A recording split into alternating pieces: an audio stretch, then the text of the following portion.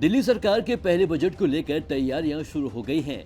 दिल्ली की सीएम रेखा गुप्ता ने बजट को लेकर कहा कि इसके लिए लोगों के सुझाव मांगे गए हैं। सरकार की तरफ से इसके लिए ईमेल के साथ ही व्हाट्सएप नंबर भी जारी किया है।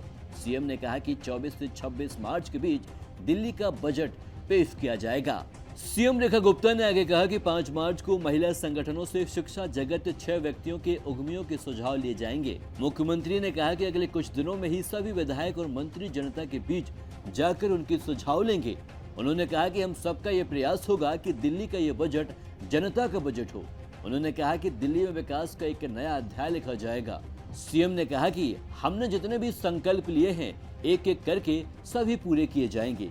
सीएम ने एक बार फिर महिलाओं को आर्थिक सहायता, स्वास्थ्य सेवाओं का विस्तार, सार्वजनिक परिवहन को बढ़ावा, प्रदूषण को कम करना, नौकरियां, शिक्षा की बेहतर व्यवस्था, गरीबों को सस्ता और पौष्टिक भोजन, वरिष्ठ नागरिकों का कल्याण और यमुना की सफाई जैसे महत्वपूर्ण विषयों पर जिक्र किया।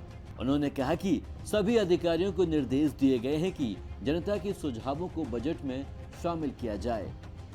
सरकार जो है समाज के सभी वर्गों को साथ में लेते हुए उनके सुझावों को शामिल करने का प्रयास करेगी। ये बजट विकसित दिल्ली बजट है और इसमें जनता के प्रत्येक वर्ग के सुझाव शामिल हो।